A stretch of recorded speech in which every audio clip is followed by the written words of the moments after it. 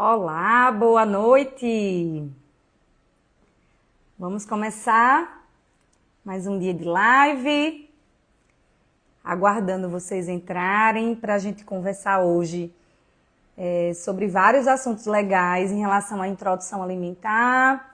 Então, gestantes que já vão estar passando por essa fase, ou mães que estão passando por essa fase, pais também, né, cuidadores de uma maneira geral, que estão passando por essa fase de alimentação do bebê, entre 6 meses e 2 anos. É uma fase complexa, é uma fase onde a gente precisa fazer as coisas bem feitas, para que a gente tenha resultados bons lá na frente, inclusive nos hábitos alimentares da criança. Então, me acenem aí, por favor, quem está chegando, quem está comigo, se o áudio está legal, se a gente pode dar continuidade. Deixa eu ver aqui, já comecei a colocar para gravar. Boa noite, Márcia, que está aqui comigo também. Márcia já é mamãe.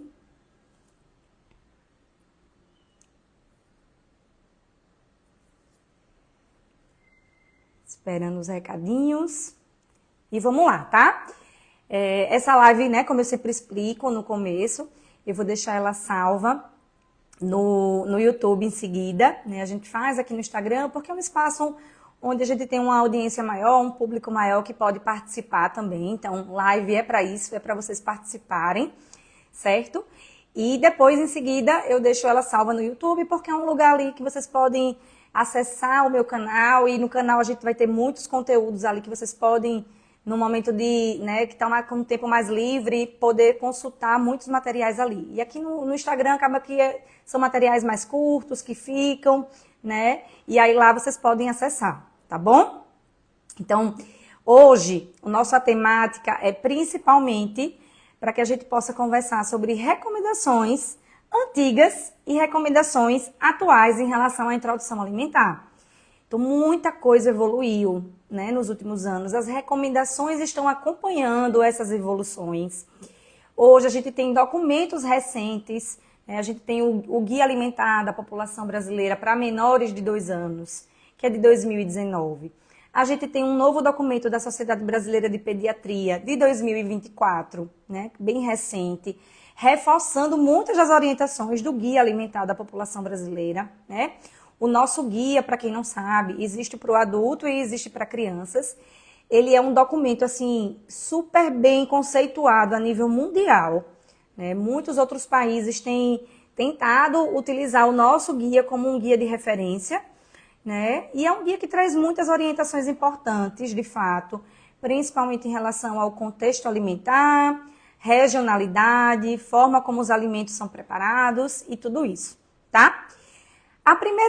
O primeiro item que eu coloquei aqui na minha listinha, que a gente não podia deixar de conversar hoje, é sobre a fase, o início da introdução alimentar, tá?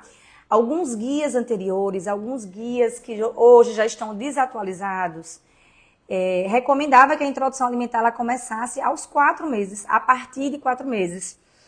E qual é a referência, digamos assim, né, que se utilizava para fazer essa idade?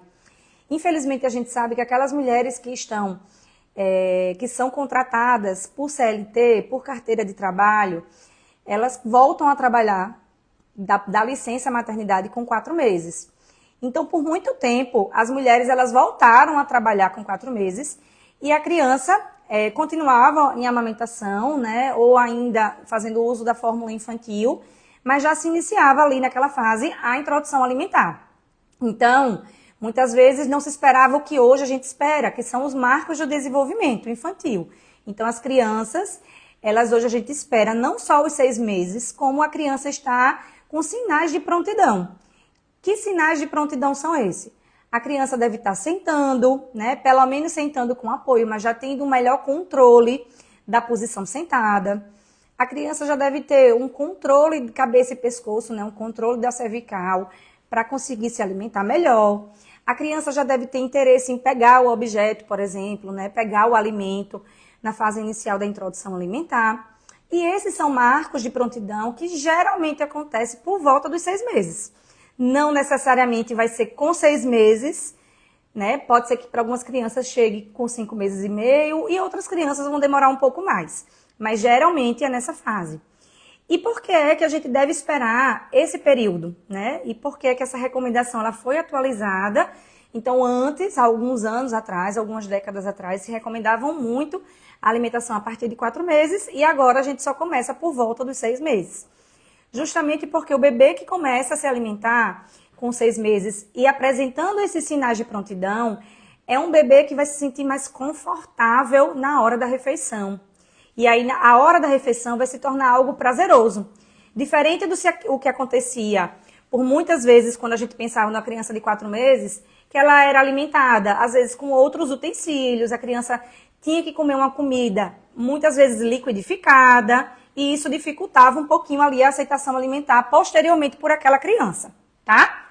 Então, já puxando o gancho para outra recomendação que eu disse para vocês, que também faz esse link da recomendação desatualizada, né, com o que a gente tem hoje, é que o bebê, ele comeria anteriormente, né, inicialmente, uma papinha, uma sopa liquidificada. Então, a refeição principal da criança era um somatório de alimentos bem cozidos e depois eram liquidificados.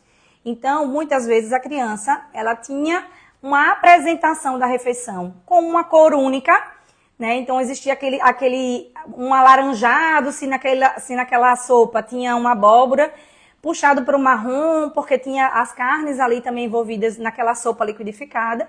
Então, a criança, ela tinha uma apresentação de uma comida de cor única, de textura única, e a criança não entendia muito o que aquilo dali representava para ela, diante do que era de fato a alimentação da família. Então, a criança, ela comia uma comida que a gente chamava comida do bebê. Então, ela não comia uma comida adaptada da família. E qual era a grande questão em relação a essa época? Quando a criança precisava migrar para a alimentação da família, ela não reconhecia aqueles alimentos, porque ela foi apresentada de uma maneira inadequada, onde ela não sabia quem era a abóbora, quem era o brócolis, quem era a carne, quem era o feijão, quem era o arroz. Aquilo tudo estava misturado dentro de uma sopa. E aí, quando essa criança precisava ir para a alimentação da família, ela não reconhecia aquela alimentação como a sua alimentação. Tá? Então, diante dessas últimas décadas, hoje a gente entende que a gente precisa iniciar desde a fase de 6 meses, né, a partir de 6 meses, na introdução alimentar, com a apresentação da comida do bebê muito próxima da alimentação da família. Então, hoje a gente adapta a forma de preparo, a gente cozinha melhor esses alimentos, a gente coloca no pratinho a massa, né, de forma adequada para chegar numa consistência mais pastosa, mais propícia para um bebê de 6 meses.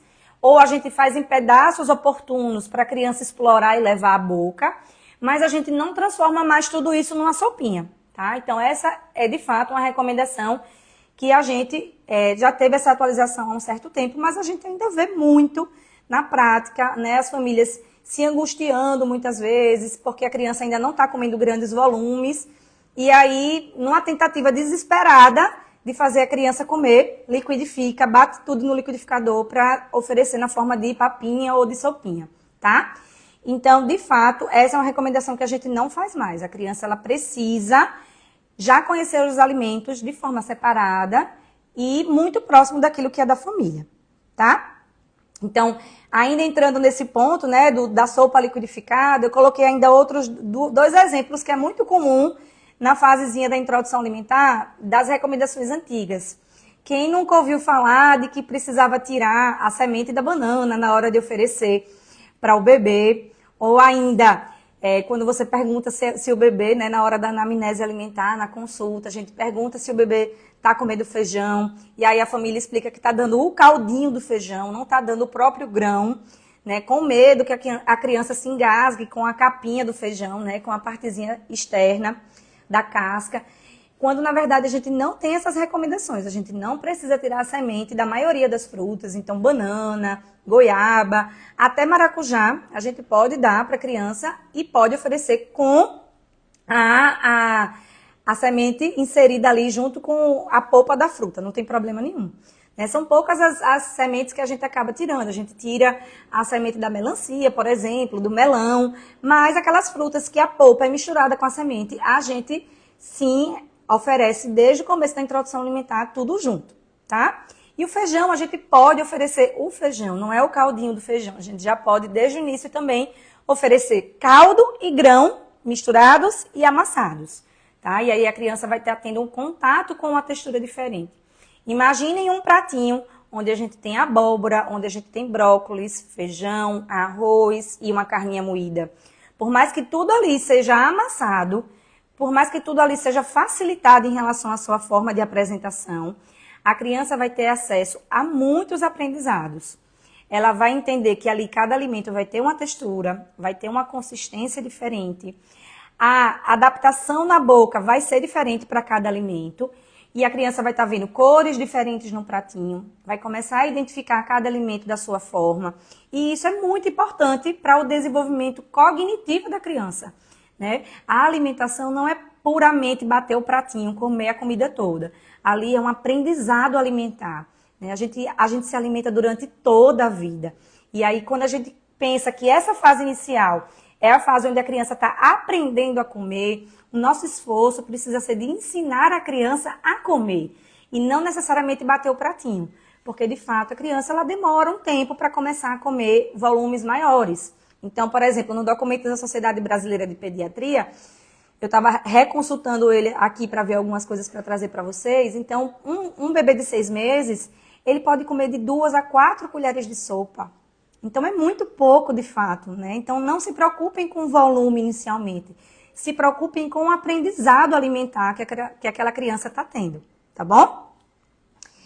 E aí, vamos para a nossa terceira recomendação, que era feita anteriormente e que a gente sabe que ela foi atualizada. Essa tem muita coisa aí que foi atualizada, inclusive, recentemente, tá?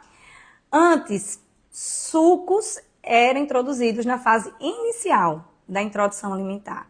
Muitas vezes a gente escuta, doutora, quando é que o bebezinho vai poder comer, vai poder tomar aquele suquinho de laranja-lima? Isso é muito comum de eu ouvir no consultório. E, na verdade, hoje, a recomendação atual é que os bebês não sejam expostos a sucos na fase inicial da introdução alimentar. O guia anterior da Sociedade Brasileira de Pediatria, ele recomendava a introdução dos sucos a partir de 1 ano, em volumes bem reduzidos e sem serem adoçados. Essa era a recomendação até alguns anos atrás.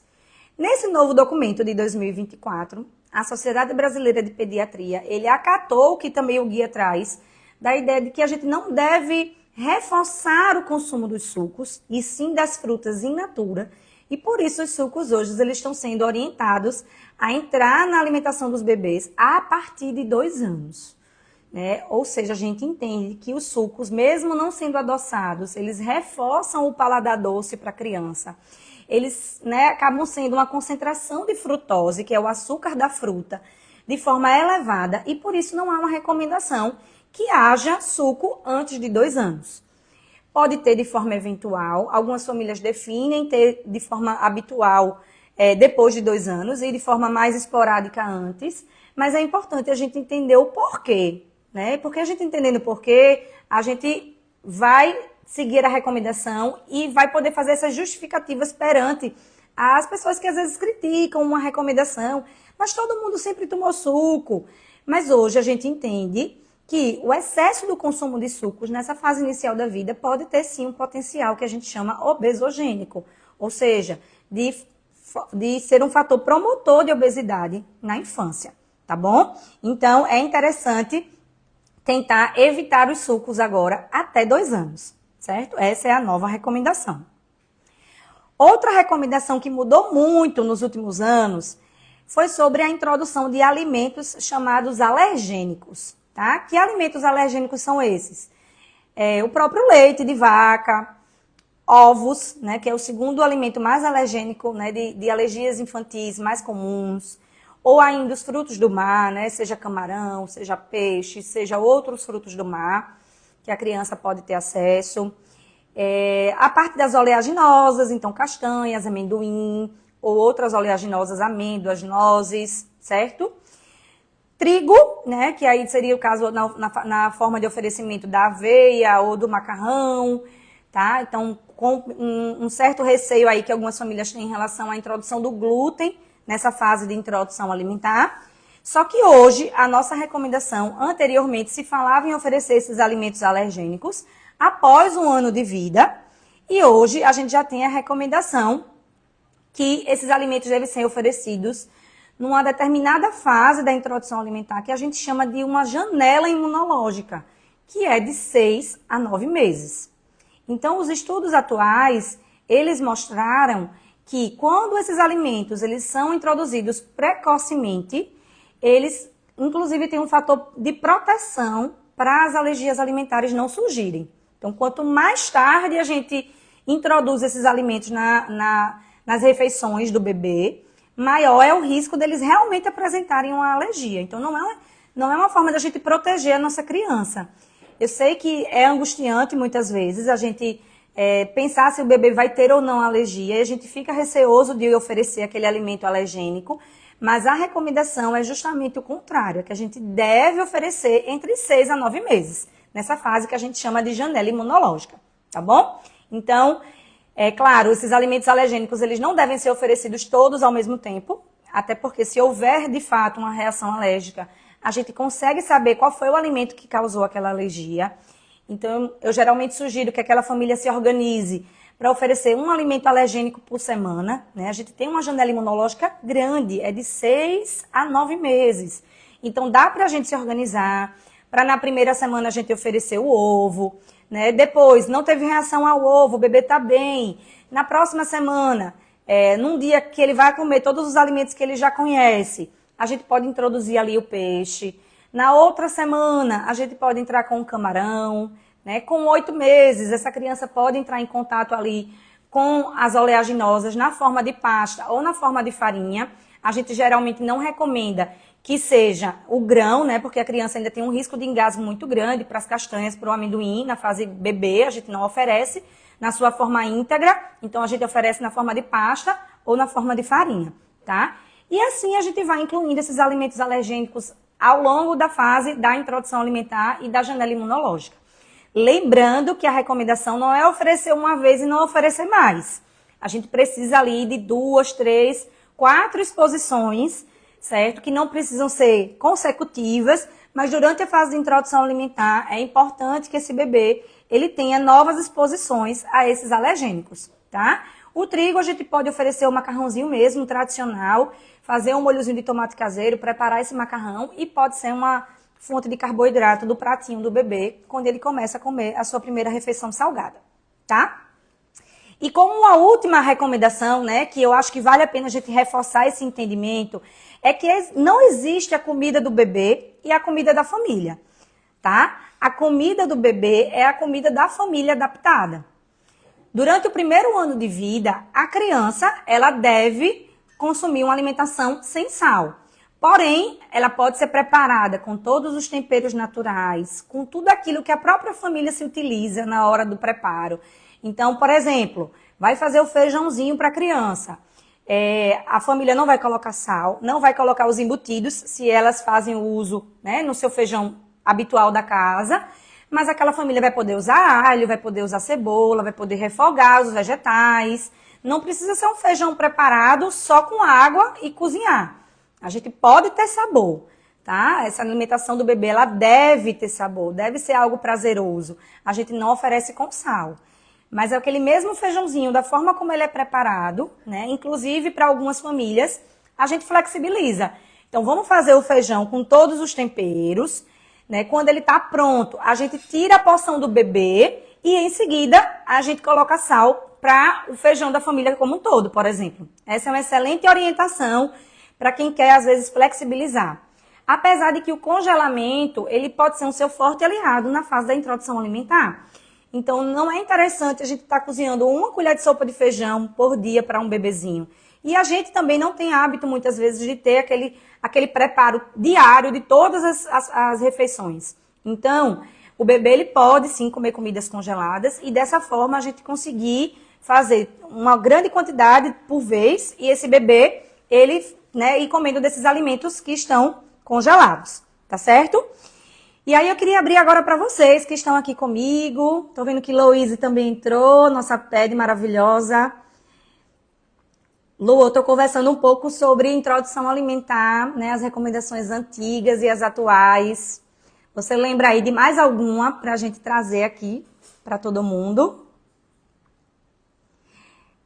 É uma fase, né, que a gente escuta muita, assim como na amamentação, a gente escuta muito pitaco sobre o que pode e o que não pode na alimentação infantil inicial, né? E aí vem todas essas orientações que muitas vezes deixa a família aflita sobre não pode oferecer camarão, por exemplo, ou ainda não, a gente deve tirar a semente da banana, como eu falei, né? Então, na verdade, a alimentação ela pode e deve ser diversificada com todos os alimentos, principalmente alimentos in natura. Então, a gente deve evitar, né, uma quantidade grande, né, de aditivos químicos e por isso a gente foge das alimentações industrializadas, tá? Mas por quanto tempo a comida do bebê ela era vista como aquela comida de potinho, como uma papinha industrializada, né? Como se o bebê, por não ter dentição, por exemplo, ele não conseguiria comer uma alimentação pastosa, íntegra, semelhante à da família. Tá? Então, essa é uma evolução que ela foi acontecendo com o passar das décadas dos estudos. E hoje a gente fala muito que a introdução alimentar é uma fase que a criança precisa aprender a comer. E precisa entender esse momento como um momento prazeroso. Não é simplesmente comer o volume completo que a gente coloca ali no pratinho. E sim aprender. Aprender a diversidade de cores, de texturas, de consistências. Entender como pegar o alimento e levar o alimento até a boca, né? Pode ser que ele não tenha esse despertar nos primeiros meses, mas ao longo do processo da introdução alimentar, esse bebê ele pode chegar a esse marco de querer pegar o alimento e levar à boca. Então, também a gente percebe, às vezes, uma angústia da família em querer iniciar já só com BLW. Hoje, a gente sabe que não é dessa forma. A gente pode utilizar o BLW como um recurso, porém, o bebê pode também ser apresentado à alimentação pastosa. É uma alimentação segura, é uma alimentação onde o bebê muitas vezes se sente mais confortável com aquela textura e pode desencadear ali uma resposta mais positiva inicial, porque o bebê ele vai se sentir mais confortável. Um bebê que é exposto a um BLW e um BLW onde o bebê está o tempo todo fazendo gag, fazendo movimentos de engasgo, não está sendo confortável. Então, muitas vezes, a gente precisa dar um passo para trás, a gente precisa modificar a consistência daquele alimento que está sendo oferecido, deixando mais facilitado para que ele consiga depois avançar, tá bom? Deixa eu dar uma lidinha aqui no recado da Louise. Perfeito, Rê. A importância de iniciar os alimentos alergênicos na janela imunológica para evitar a alergia alimentar. Dá autonomia à criança, oferecendo por mais de uma modalidade, como, né, segurar no corte do alimento, como a gente estava conversando agora. E quando a gente faz essas orientações, a gente está fazendo orientações que não são necessariamente aquela que você vai seguir com 6 meses. Pode ser que teu bebê, ele vai realmente só se sentir pronto para fazer isso em determinado momento da introdução alimentar. Pode ser com 7, pode ser com 8, pode ser com 10 meses, né? Mas que ele se sinta confortável. Aquele bebê que ele está na cadeirinha e ele está o tempo todo querendo sair da cadeirinha, que ele está desconfortável com o momento da alimentação, ele não vai levar, né, lembranças positivas dessa fase. Então, eu acho que isso precisa ser muito, muito fortalecido dentro da gente, que o momento da alimentação precisa ser algo prazeroso nessa fase inicial. Porque comer, minha gente, é algo que a gente vai fazer a vida toda.